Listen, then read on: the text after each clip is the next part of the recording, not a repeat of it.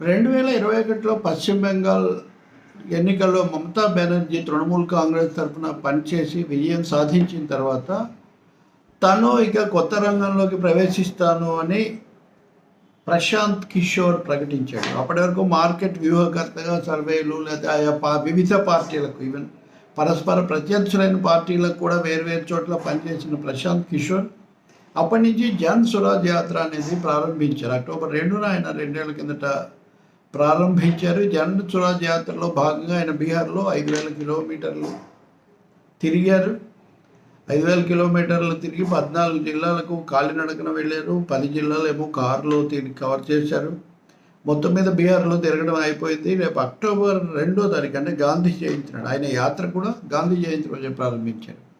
ఆ రోజు తన పార్టీని మళ్ళీ ప్రారంభించాలి, ఒక 21 మందితో ఒక ప్యానెల్ లాంటిది ఏర్పాటు చేయాలని ఆయన భావిస్తున్నట్టుగా ఇప్పుడు వార్తలు వస్తున్నాయి. అంతకుముందు జనతాదళ్ యునైటెడ్ జేడీయూలో నితీష్ కుమార్ తరఫున పనిచేశారు ఒకప్పుడు. తర్వాత జేడీయూలో చేరి దాని ఉపాధ్యక్షుడై కొన్ని రోజులు ఉండి ఇది కుదరదని ఆయన బయటకు వచ్చారు. అప్పుడు జన్ స్వరాజ్ ఇది మొదలుపెట్టారు. కాంగ్రెస్లో కూడా తనకు కీలకమైన ఆఫీస్ బేరర్ పదవి ఇస్తే చేరతానని బేరాలు జరిపారు. ప్రతిపక్షాలను ఏదో ఒకటి చేస్తానని కొన్ని సభలు కూడా పెట్టారు. చాలా చేశారు. ఎప్పటికప్పుడు ఆయన ఎన్నికలకు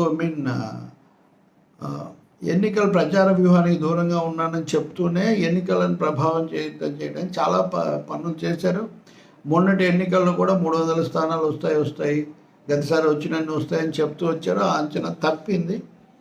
బీజేపీకి మెజారిటీ రాలేదు, అది వేరే సమస్య అనుకోండి. కానీ ఇప్పుడు ఆయన తప్పకుండా నేను పార్టీ ప్రారంభిస్తాను, బీహార్లో ఉన్న 243 స్థానాల్లో పోటీ చేస్తాను, ఇందులో ఒక 70 మందిని ముస్లిం అభ్యర్థులను నేను పెడతాను అనే ఒక ప్రత్యేక 75 మంది ముస్లిం అభ్యర్థులను పెడతానని చెప్తున్నారు.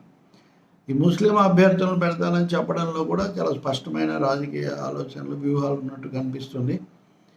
ఈ తిరిగినంత కాలంలో కూడా ఆయన అంతకుముందు లాలూ ప్రసాద్ యాదవ్, రబ్రీదేవి ఆయన భార్య, తర్వాత నితీష్ కుమార్, వీళ్ళే ఈ 25-30 ఏళ్ళు ముఖ్యమంత్రులుగా ఉన్నారు. వీళ్ళందరూ వెనకబడిన తరగతులకు చెందిన వాళ్ళు. రెండవది సామాజిక న్యాయం, సోషల్ జస్టిస్ అనే వేదిక నుంచి వచ్చిన వాళ్ళు కాబట్టి దాన్ని తను కూడా అదే పద్ధతిని అనుసరించాలి, అదే ఫార్ములాను తీసుకోవాలని ఆయనకు బాగా అర్థమైనట్టుంది. కాకపోతే ఆయన స్వతహాగా అగ్రవర్ణానికి చెందిన ఆయన కాబట్టి అది ఎక్కువగా పనిచేయదు అనే దాంతో ఆయన ఈ పర్యటన సందర్భంలో ఈ సోషల్ జస్టిస్ ప్లాన్కి, సామాజిక న్యాయం అనే దాన్ని నొక్కి చెప్తూ దానికి తను కట్టుబడి ఉన్నానని చెప్తూ వచ్చారు. అలాగే నితీష్ కుమార్ తరఫున పనిచేసిన వ్యక్తి కదా, కానీ నితీష్ కుమార్ చెప్పేది పూర్తిగా నిజం కాదు అని నితీష్ కుమార్ చేపట్టిన క్యాస్ట్ సెన్సస్, కుల గణనను కూడా వ్యతిరేకించారు. ఇదేదో ఒక మోసగారి వ్యవహారం, దీంట్లో ఏమీ లేదు అని. వీలైనంత వరకు ఆయన దాడంతా నితీష్ కుమార్ మీద కేంద్రీకృతం అవడం మనం చూస్తాం. కానీ ఇక్కడ ఇంకో కోణం కూడా ఉంది. ప్రశాంత్ కిషోర్ బీజేపీకి అనుకూలంగా ఉంటారు, బీజేపీకి బీ టీం లాంటి వారు అని జాతీయ మీడియాలో ఎప్పుడు రాస్తూ ఉంటారు. ఆయన అడుగుతూ ఉంటారు కూడా, ఆయన ఏదో ఒకటి చెప్పి అప్పటికి బయటపడుతూ ఉంటారు. కానీ అభిప్రాయం ఉంది, ఇప్పుడు బీహార్ ఎన్నికలు రాబోతున్న వేళ నితీష్ కుమార్ ఇండియా కూటమితో కొన్ని అడుగులు వేసి తర్వాత మళ్ళీ ఎన్డీఏలో చేరి ఇప్పుడు రెండవ ప్రధాన మద్దతుదారుగా ఉన్నాడు. మరి అక్కడ ఆ బీహార్ ఎన్నికలు వచ్చే ఏడాది జరుగుతాయి. ఆ ఎన్నికల్లో కనుక ప్రశాంత్ కిషోర్ అన్ని స్థానాల్లో పోటీ పెట్టి ముస్లింలను కూడా ప్రత్యేకంగా పెడితే దాని ప్రభావం ఎవరికి ఉపయోగపడుతుంది అన్నది కూడా ఒక ప్రశ్నగా ఉంది. అంతేకాకుండా ఇంకా ఆయన కులాల లెక్కలు కూడా చెప్తున్నారు, ముఖ్యంగా మతాలు. ముస్లింలను ఉద్దేశించి ఆయన ఏమంటారు, మీరు బీజేపీని వ్యతిరేకించాలంటే కనుక అసదుద్దీన్ ఓవైసీ లాంటి వాళ్ళు, అట్లాంటి వాళ్ళతో కలిస్తే కుదరదు. మీరు కాంగ్రెస్ నేపథ్యం, కమ్యూనిస్ట్ నేపథ్యం, అంబేద్కరిస్ట్ నేపథ్యం ఇలాంటి ఉన్న వాళ్ళతో మీరు ఉన్న హిందువులతో ఉన్న వాళ్ళతో మీరు కలవాలి, అప్పుడు మీకు సరైన ఫలితాలు వస్తాయి. రాష్ట్రంలో ముస్లింలు 17% ఉన్నారు, మీరు నితీష్ కుమార్ వాళ్ళ దానికంటే వర్గం కంటే మీరు 3% ఎక్కువ ఉన్నారు. అప్పుడు మీరు ఎందుకు భయపడిపోయి సంఘ వ్యతిరేకులకు మీరు ఓట్లు వేస్తున్నారు, వాళ్ళకి ఎందుకు భయపడతారు, మీరు నిర్భయంగా ఉండండి, నాతో ఉండండి.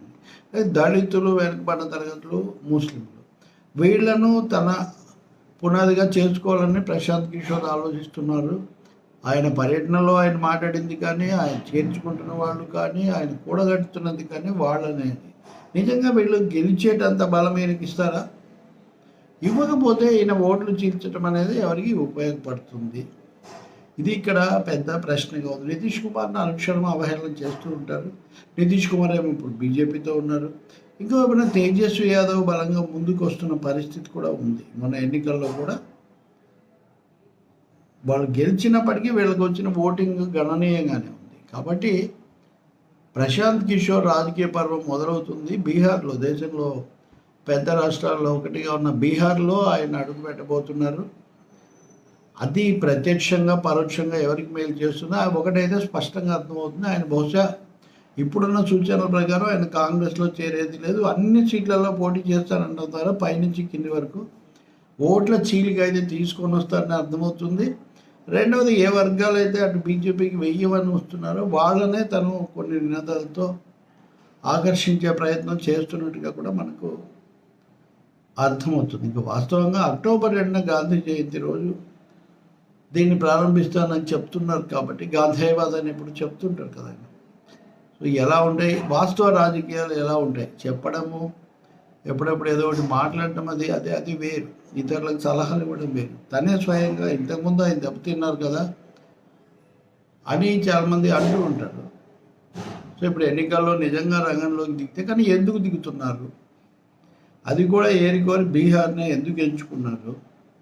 ఉత్తరప్రదేశ్లో మన లోక్సభ ఎన్నికల్లో బీజేపీ దెబ్బతిన్న తర్వాత బీహార్లో ఈ ఓట్ల చీలిక ఎవరికి ఉపయోగపడుతుంది? ఇండియా కూటమి బలంగా ఉన్న రాష్ట్రాల్లో బీహార్ ఒకటి. అక్కడ ఈయన మరి ఈ రెండు కాకుండా ఏవేవో లెక్కలు, కులాలు, మతాలంటూ వేరే పైనుంచి కింది వరకు చీలిక తెస్తే అది ఎన్డీఏకు ఉపయోగపడాలని కోరుతున్నారా? ఇలాంటి ఆరోపణలు, ప్రశ్నలు కూడా ఉన్నాయి. చూడండి ప్రత్యక్షంగా.